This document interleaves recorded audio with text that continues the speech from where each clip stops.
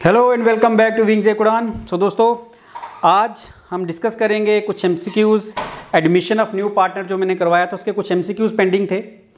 Question number 33 से वो करेंगे और कुछ नेक्स्ट चैप्टर के भी हम एमसीक्यूज़ लेंगे, जितना हो सका आज के सेशन में करेंगे। और दूसरी चीज़ ये दोस्तों कि हमारी जो टेस्ट सीरीज़ है बहुत जल्द लॉन्च होने वाली है, उसके बारे में आपको बहुत जल्द हम एक वीडियो में बता देंगे। और साथ ही साथ आपको ये बता दूँ कि इस संडे आपका एक VST यानी वेरी सिमिलर टेस्ट, मतलब एक मॉक टेस्ट जो है वो मैं लेने वाला हूँ अकाउंटेंसी का। तो जितना भी आपका सिलेबस है वो कंप्लीट करें। संडे को 12 बजे आपका वो मॉक टेस्ट होगा चैनल पे, इसी चैनल पे। तो आई होप आप सबकी प्रिपरेशन पहले से आप प्रिपेयर हो और आप अच्छा स्कोर करोगे। तो 30 मार्क्स का आपका एक मॉक टेस्ट होगा जिसमें आपको हर क्वेश्चन के लिए कुछ टाइम दिया जाएगा, 25 या 30 सेकेंड्स। उसमें आपने उस क्वेश्चन को सॉल्व करके दिखाना है, तो उसके आंसर भी आपको साथ साथ मिलेंगे। तो आप रेडी रहो संडे को एक VST के लिए, वेरी सिमिलर टेस्ट के लिए, जो इस संडे आपका होने वाला है। तो आज के सेशन में दोस्तों, जैसे मैंने कहा कि कुछ हमारे क्वेश्चंस पेंडिंग थे, मेरे दिमाग से स्किप कर गया था, वो पोर्शन हम कंप्लीट करेंगे। तो उस प्रोसेस में जो एडमिशन ऑफ पार्टनर है, हमने एक टॉपिक लिया था एडमिशन ऑफ पार्टनर, उसमें 32 MCQs मैं ऑलरेडी डिस्कस कर चुका हूं। आज हम 33 से करेंगे और बोर्ड पे मुझे ज़रूरत है करने की, क्योंकि ये प्रैक्टिकल पार्ट है तो छोटी सी स्क्रीन पे हो नहीं पाएगा। तो चलिए दोस्तों शुरू करते हैं आज का MCQ। So the 33rd MCQ is A and B are partner sharing profit in the ratio of 5:3। A और बी दो पार्टनर हैं जिनकी शेयरिंग रेशियो जो है वो 5:3 है। दे admit C into partnership for 1/6 share. अब एक और पार्टनर C इनको ज्वाइन कर रहा है और उसका शेयर है 1/6 which he acquires equally from A and B। अब C को जो शेयर दिया जा रहा है वो A और B के द्वारा बराबर दिया जा रहा है। C का जितना भी शेयर है उसमें A और B बराबर कंट्रीब्यूट करेंगे। और हमें कहा है कि न्यू रेशियो निकालनी है A, B और C की। चलिए सबसे पहले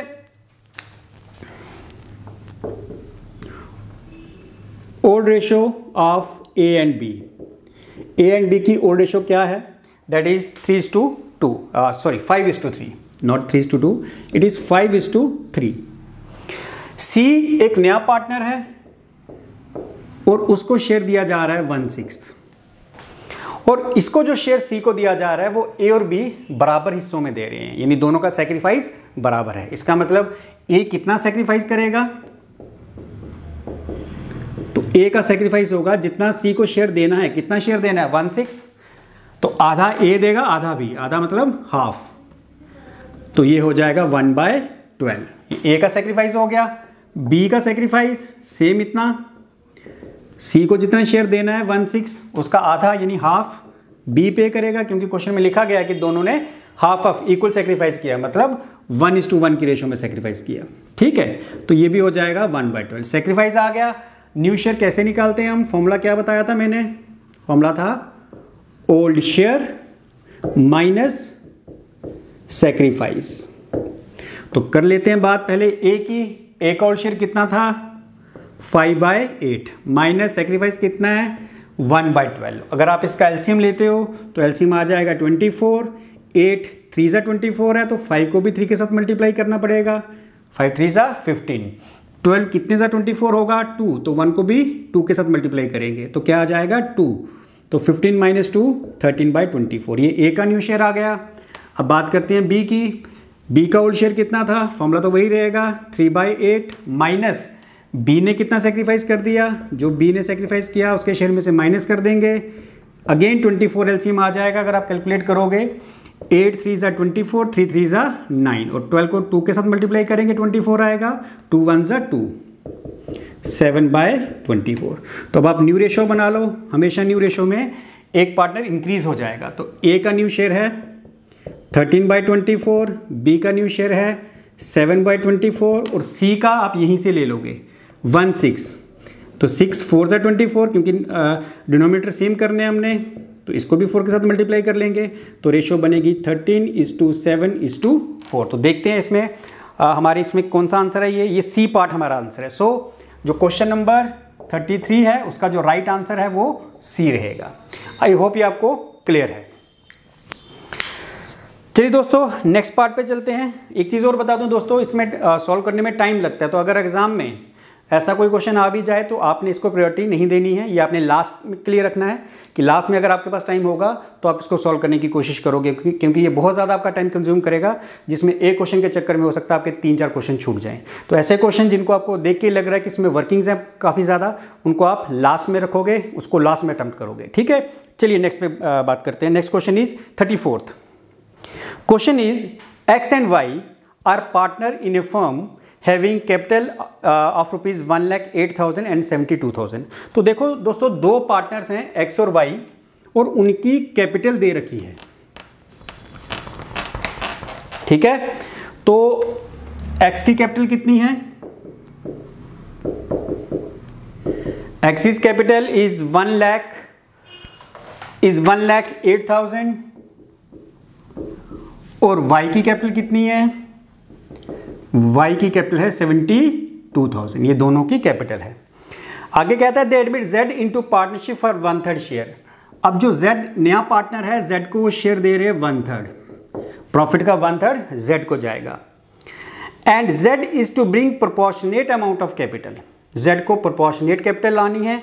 the capital amount of Z will be, Z की कैपिटल कितनी होगी हमें वो निकालनी है। तो दोस्तों इसमें सिंपल आपको क्या करना है, Z को जितना शेयर दिया जा रहा है 1/3, इसका मतलब ये होता है कि जो टोटल कैपिटल होगी, टोटल कैपिटल से मतलब X, Y और Z, इन तीनों की जो भी टोटल कैपिटल होगी उसका 1/3 शेयर Z को देना पड़ेगा। होता यह है कि जो पार्टनर्स को शेयर दिया जाता है वो कैपिटल के हिसाब से कि कितनी उसने कैपिटल लगाई उसके हिसाब से दिया जाता है। तो अगर इसको 1/3 शेयर दिया जा रहा है, इसका मतलब इसने टोटल कैपिटल का 1/3 लगाना है। अब हमें क्वेश्चन में पूछा है कि हमें बताओ कि जो Z का शेयर है कैपिटल का वो कितना होगा। हमें Z का शेयर नहीं पता। देखिए एक तरीका मैं आपको बताता हूं सिंपल। मान लो हमें Z का शेयर दे दिया है, सपोज करते हैं, अज्यूम कर रहा हूं Z का शेयर 1 लाख रुपए है। मैं अज्यूम करता हूं कि Z का शेयर 1 लाख है कैपिटल में और उसको 1/3 शेयर दिया जा रहा है। अब टोटल कैपिटल अगर मुझे निकालनी है तो मैं क्या करूंगा, अगर मुझे टोटल कैपिटल निकालनी है, टोटल कैपिटल मतलब X, Y, Z की, ये तो X Z की कैपिटल है, मुझे टोटल कैपिटल निकालनी है, तो मैं क्या करूंगा, जो Z का शेयर है, Z शेयर ऑफ कैपिटल जो भी है उसको मल्टीप्लाई कर लूंगा उसके reciprocal of his share. For example यहां पे Z का शेयर कितना है 1 लाख और उसका शेयरिंग रेशो में, प्रॉफिट शेयरिंग रेशो क्या है उसकी 1/3 है, प्रॉफिट में 1/3 हिस्सा है। तो हमें क्या करना है, इसका उल्टा कर लेना है। इसका मतलब हो गया कि जो टोटल कैपिटल थी वो 3 लाख थी, 3 लाख का 1/3 शेयर उसने Z ने लाया। तो हमने क्या किया, टोटल कैपिटल कैसे निकाली, हमने क्या किया, जितना Z का शेयर था कैपिटल में उस शेयर को मल्टीप्लाई कर लिया जो उसका शेयरिंग रेशियो में उसका शेयर बनेगा उसके रेसिप्रोकल के साथ, तो हमारी टोटल कैपिटल निकलेगी। लेकिन इस क्वेश्चन में हम ऐसा नहीं कर सकते। क्यों नहीं कर सकते, क्योंकि हमें तो Z का शेयर पता ही नहीं है। तो हम ऐसा करते हैं X और Y की जो कैपिटल है उसकी कैपिटल को उनके शेयर के रेसिप्रोकल के साथ मल्टीप्लाई कर लेते हैं। या तो Z की कैपिटल को Z के शेयर के साथ मल्टीप्लाई कर लो रेसिप्रोकल के साथ, या फिर X और Y की कैपिटल निकाल लो और इनका जो शेयर है उनके रेसिप्रोकल के साथ मल्टीप्लाई कर लो। तो करके देखते हैं। सबसे पहले हम कंबाइंड कैपिटल कर लेते हैं X और Y की। Combined capital of X and Y, तो आप देखोगे 1,08,000 प्लस 72,000, तो कंबाइंड कैपिटल होती है 1,80,000। अब ये तो पता चल गया 1,80,000 है Z का, इन दोनों का शेयर तो हमें नहीं पता, वो निकाल लेते हैं। Combined share of X and Y निकाल लेते हैं। अब इसको निकालना पड़ेगा, share of X and Y। कैसे निकालेंगे combined share X and Y का? देखिए टोटल जो शेयर है, मतलब शेयर मतलब प्रॉफिट का जो शेयर, टोटल जो शेयर है उसमें से अगर मैं Z का शेयर निकाल दूं तो बाकी शेयर किसका बचेगा, X और Y का। तो मेरे पास उन दोनों की कैपिटल भी आ जाएगी, उन दोनों का शेयर भी आ जाएगा, तो यही फॉर्मूला अप्लाई करके निकाल दूंगा। तो कैसे निकालना है कंबाइंड शेयर X और Y का, ये मैंने पहले भी बताया था। अगर टोटल प्रॉफिट 1 है उसमें से अगर मैं Z को उसका शेयर दे देता हूं 1/3, मतलब 1 रुपया प्रॉफिट है उसमें से 1/3 33 पैसे आपने किसको दे दिए, Z को, तो बाकी जो बचा 67 पैसा वो तो किसका शेयर है, X और Y का। तो क्या आंसर आएगा इसका, ये तो आप सबको पता होगा एलसीएम कैसे करते हैं, 2/3, यानी जो कंबाइंड शेयर एक्स और वाई का है वो 2/3 है, यानी जेड को उसका शेयर देने के बाद। तो चलिए इसको सॉल्व कर लेते हैं। Therefore total capital of firm क्या हो जाएगी, तो मैंने क्या कहा था, जो कैपिटल है उसको मल्टीप्लाई कर लो रेसिप्रोकल ऑफ शेयर के साथ। तो दोनों की टोटल कैपिटल कितनी थी, 1,80,000, और दोनों का कंबाइंड शेयर कितना है 2/3, लेकिन हमने मल्टीप्लाई करना है इसके उलट के साथ 3/2, तो ये बनेगा 2,70,000। ये आ गई total capital of firm. Firm मतलब एक्स वाई एंड जेड तीनों की। अब क्वेश्चन हमें ये नहीं पूछा था, क्वेश्चन पूछा था जेड का शेयर बताओ। देयरफॉर जेड शेयर कितना हो जाएगा, 2,70,000 तीनों की कैपिटल है, जेड का शेयर होगा कितना, जितना उसको शेयर दिया जा रहा है 1/3, 1/3 के साथ डिवाइड कर लो, तो ये आंसर आ जाएगा आपका 90,000। तो देखो आपका आंसर यहाँ पे आंसर बी है। सो क्वेश्चन नंबर जो 34 है उसका जो राइट आंसर है वो रहेगा पार्ट बी। चलिए दोस्तों नेक्स्ट पे मूव करते हैं।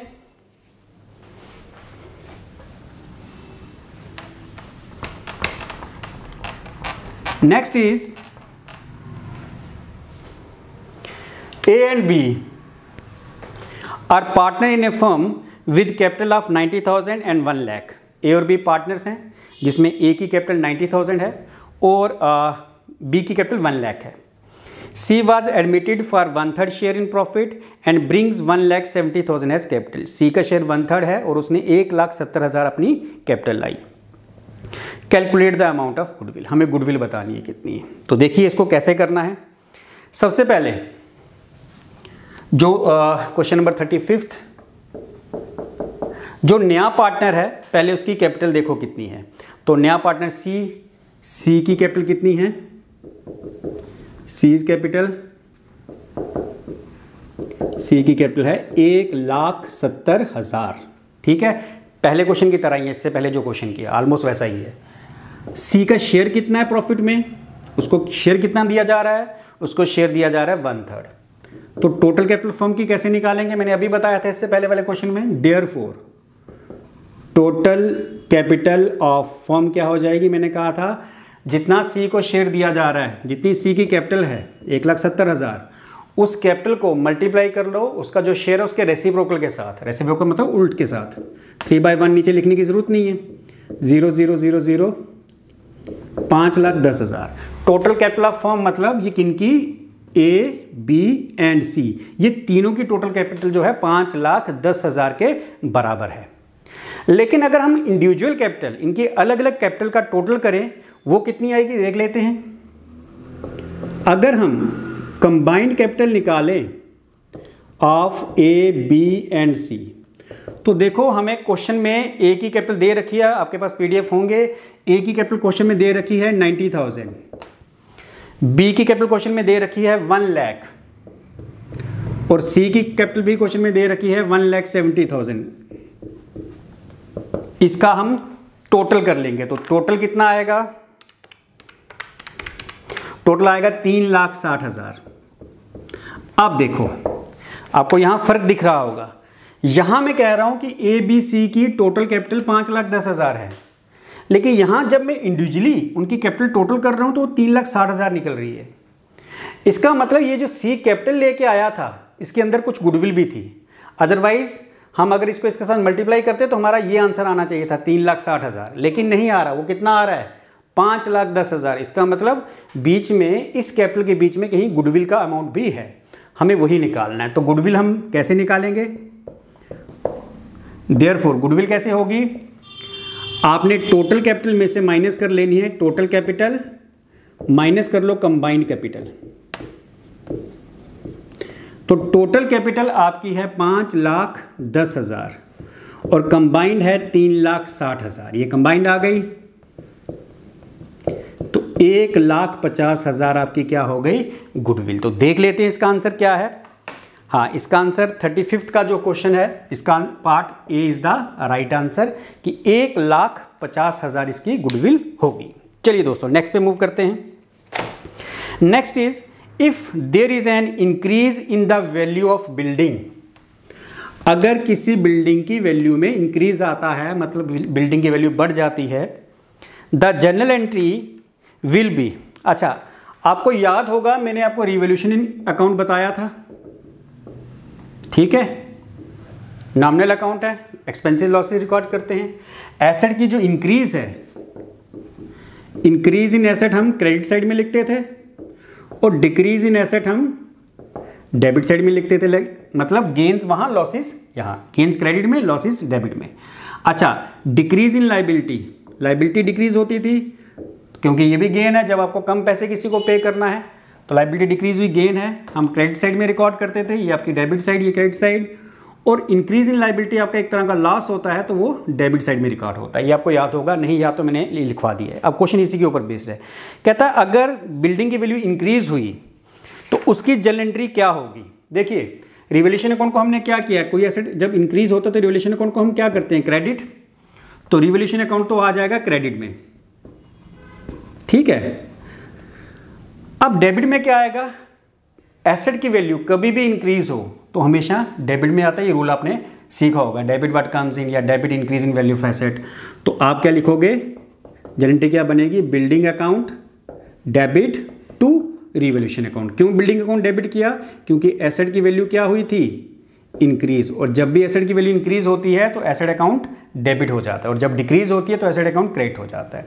ये क्लियर है। रिवॉल्यूशन अकाउंट क्यों क्रेडिट किया, क्योंकि जितने भी गेन्स या इनकम्स हैं हम रिवॉल्यूशन अकाउंट की क्रेडिट साइड में लिखते हैं, क्योंकि रूल होता है ना credit all income and gains, तो इसलिए रिवॉल्यूशन अकाउंट को हमने क्रेडिट किया। So right answer is building account to revolution account. तो देख लेते हैं इसमें, तो इसका जो क्वेश्चन नंबर 36 है, क्वेश्चन नंबर 36, इसका जो राइट आंसर है वो भी ए है। चलिए एक और क्वेश्चन, बेसिकली 36 के पार्ट हैं, नहीं 37 क्वेश्चन। अब क्वेश्चन नंबर जो 37 है वो भी इसी के ऊपर बेस्ड है। 37 क्वेश्चन हमें कहा है, क्वेश्चन नंबर 37 में, if there is decrease of 6000 in the value of creditor the journal entry will be. सबसे पहले हम ये समझें कि अगर क्रेडिटर हमारी एक लाइबिलिटी है, अगर हमारी लाइबिलिटी डिक्रीज होती है तो ये हमारे लिए गेन है, और डिक्रीज कहाँ रिकॉर्ड होगी, रिवॉल्यूशन अकाउंट की, ये मैंने लिखा है क्रेडिट साइड में। इसका मतलब क्रेडिट में तो रिवॉल्यूशन अकाउंट ही आएगा क्योंकि अगेन गेन है, तो डेबिट में क्या आएगा, क्रेडिटर अकाउंट। तो हमारी जर्नल एंट्री होगी creditor account to revolution account. क्यों रिवॉल्यूशन अकाउंट, क्योंकि हमारा जो रिवॉल्यूशन अकाउंट जो लाइबिलिटी है वो डिक्रीज हो रही है, उससे हमें गेन हो रहा है, तो गेन हम रिवॉल्यूशन अकाउंट की क्रेडिट साइड में रिकॉर्ड करते हैं। और क्रेडिट अकाउंट क्यों डेबिट किया, क्योंकि हमारी लाइबिलिटी कम हो रही है। लाइबिलिटी जब इंक्रीज होती है तो क्रेडिट होती है, डिक्रीज होती है तो क्या होती है, डेबिट। तो यहाँ पे हमारी लाइबिलिटी कम हो रही है, तो जब भी लाइबिलिटी कम होगी डेबिट करेंगे, जब भी लाइबिलिटी इंक्रीज होगी तो क्रेडिट करेंगे। So right answer is creditor account debit to revolution account, और ये क्वेश्चन नंबर 37 का C part is the right answer. Next question is question number 38। Sita and Ram are partners sharing profit and losses in the ratio of 2:1। Sita और Ram partners हैं जिनकी sharing ratio 2:1 है। Mohan is to be admitted as new partner. Mohan नया partner है जिसका share 1/4 है। The total profit of the firm will be, यहाँ पे आपको एक चेंज लानी है, क्वेश्चन में ही चेंज लानी है कि जो टोटल प्रॉफिट 5 लाख है उसको आप 4 लाख कर दो, ठीक है। अब टोटल प्रॉफिट 4 लाख है और गुडविल है 10,000 की, यू हैव टू कैलकुलेट। तो जो हमारा पहला पार्ट है उसमें कहा है total profit of the firm, इसमें भी आपको एक ऑप्शन चेंज करनी है, 5 लाख की जगह जो ए ऑप्शन है उसको 4 लाख लिख लो, ठीक है, क्योंकि बाकी आंसर उसी के ऊपर बेस्ड है, 4 लाख के हिसाब से ही आएंगे। तो आपने 4 लाख कर लेना है, टोटल प्रॉफिट जो ऊपर दिया है वही रहेगा, जैसे मैंने कहा 4 लाख है तो आपको ये चेंज करना है क्वेश्चन में, तो 4 लाख आपने, पहला आंसर तो आपका 4 लाख आ जाएगा। Second part, share of new partner in A firm. देखिए अब मैंने प्रॉफिट चेंज किया है तो मेरे पास प्रॉफिट कितना है, मेरे पास प्रॉफिट है 4 लाख का, आपकी बुक में 5 लाख है, पीडीएफ में चेंज कर लो, 4 लाख करो उसको, ठीक है। अब कहता है शेयर ऑफ न्यू पार्टनर। अच्छा, जो नया पार्टनर है क्या नाम है उसका, मोहन। अगर मैं मोहन का शेयर कैलकुलेट करूं तो मोहन को सबसे पहले हम देखेंगे शेयर दे कितना रहे हैं। हम मोहन को शेयर दे रहे हैं 1/4, 4 लाख का प्रॉफिट है, 1/4 शेयर इसका है, देयरफॉर मोहन का शेयर कितना हो जाएगा भाई, जितना प्रॉफिट है 4 लाख उसमें से 1/4 हिस्सा उसका है, तो 1/4 हिस्सा मतलब 1 लाख रुपया। तो क्वेश्चन नंबर जो 38 है उसका जो 38 क्वेश्चन का जो सेकंड पार्ट है उसका आंसर आपका रहेगा बी। ठीक है, चलिए आगे कहा है remaining profit after deducting new partner share is if total profit is 1। अगर टोटल प्रॉफिट 1 रुपये है तो नए पार्टनर का शेयर देने के बाद बाकी पार्टनर्स का कितना प्रॉफिट बचेगा। 3 पार्टनर हैं, अगर टोटल प्रॉफिट को हम 1 मान लेते हैं, उसमें से नए पार्टनर का शेयर अगर हम उसको दे दें तो बाकी के पार्टनर के पास कितना शेयर बचेगा, अगला क्वेश्चन इस पे है। तो कर लेते हैं, ये तो बिल्कुल ईजी है। बैलेंस प्रॉफिट ऑफ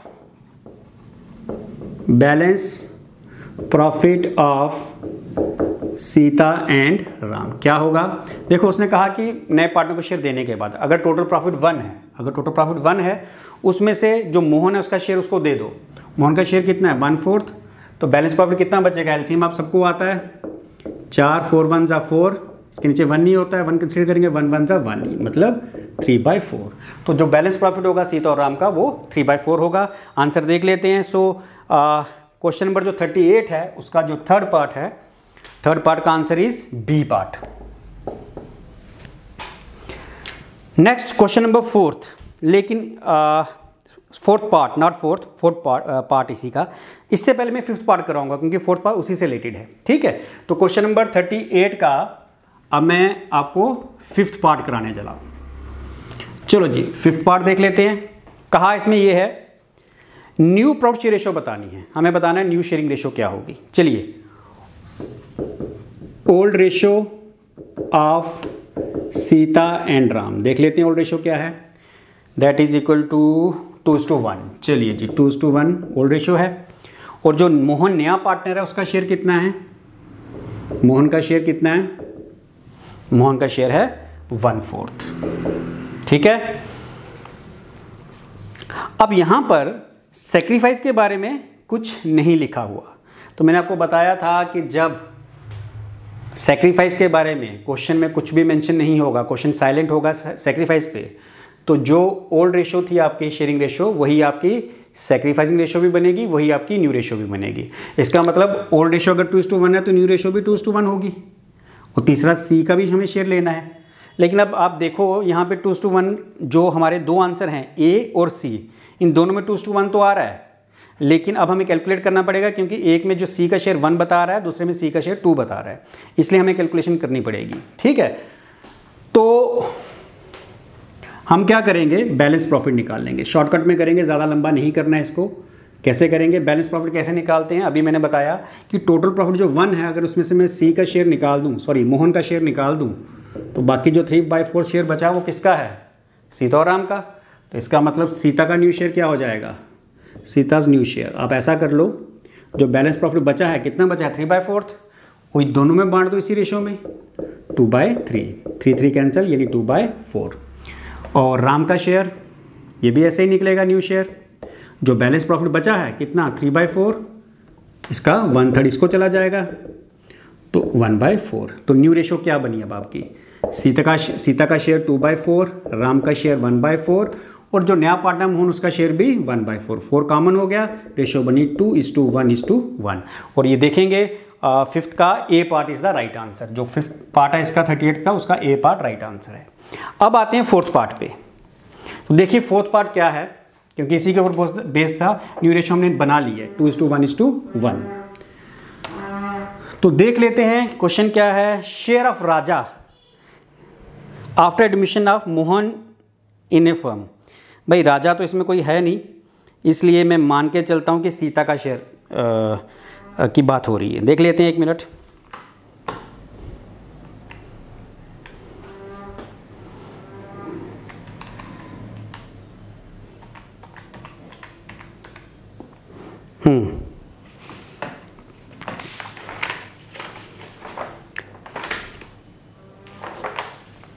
तो ये बात हो रही है सीता के शेयर की, ठीक है, not Raja, it's about Sita. Sita का share after new admission, Sita का शेयर ये वाला है, ठीक है। तो प्रॉफिट कितना था, टोटल प्रॉफिट मैंने चेंज करवाया था आपको 4 लाख, ठीक है। देयरफॉर सीता का शेयर एडमिशन के बाद, सीता का न्यू शेयर कितना हो जाएगा 4 लाख में, रेशो देख लो इंटू 2/4, 4 कहाँ से आया, इन तीनों का टोटल लेना होता है नीचे, ठीक है।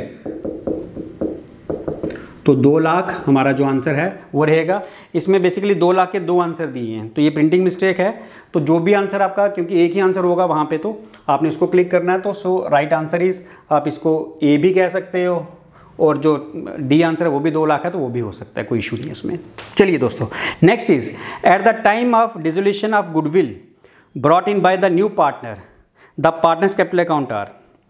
जब गुडविल को हम डिस्ट्रीब्यूट करते हैं तो पार्टनर्स के कैपिटल अकाउंट को हम डेबिट करते हैं या क्रेडिट। तो आपको याद होगा कि जब भी हम गुडविल डिस्ट्रीब्यूट करेंगे तो पार्टनर्स का कैपिटल अकाउंट क्रेडिट होगा, क्योंकि पार्टनर्स को जो भी दिया जाता है, चाहे वो इंटरेस्ट है, चाहे सैलरी है, चाहे कमीशन है, वो उसकी कैपिटल में क्रेडिट किया जाता है। मतलब उससे उसकी कैपिटल क्या होती है, इंक्रीज होती है। तो अगर नया पार्टनर गुडविल लेके आया है तो कैपिटल अकाउंट में वो कहाँ आएगी, क्रेडिट साइड में, जो आप कैपिटल अकाउंट बनाते हो। चलिए next is at the time of withdrawing goods by the old partners.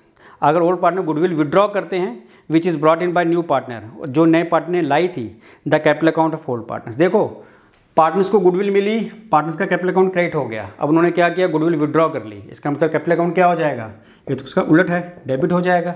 तो ये आपके आंसर्स आ गए, डेबिट। सो क्वेश्चन नंबर 48 का आंसर है ए, एक मिनट, हाँ जी ए, और क्वेश्चन नंबर 39 का आंसर था बी। तो ये इनके आंसर्स हैं, ये आपका कंप्लीट हो गया। तो नेक्स्ट टॉपिक अब आज नहीं, हम कल शुरू करवाऊंगा इसका मैं। सो मुझे फीवर था इसलिए मैं काफ़ी दिन से क्लास ले नहीं पाया, but I am fine now. तो मैं कोशिश करूंगा कल एक और लेक्चर लाने की, और साथ ही साथ आपको बता दूं कि संडे को एक VST वेरी सिमिलर टेस्ट, एक मॉक टेस्ट होगा 30 मार्क्स का, अकाउंट्स का, MCQs का। तो उसमें आपको टाइम दिया जाएगा, हर MCQs के लिए आपको 25 से 30 सेकंड दिए जाएंगे। आपने उस टाइम में उसको सॉल्व करना है, और आपने अपने खुद को चेक करना है, एनालाइज करना है कि अभी आप कहाँ पे स्टैंड कर रहे हो। तो संडे को 12 बजे आप उस टेस्ट के लिए तैयार रहें। कल इसके आगे हम जो नेक्स्ट चैप्टर है वो करेंगे डिस्कस। थैंक यू दोस्तों, थैंक यू वेरी मच।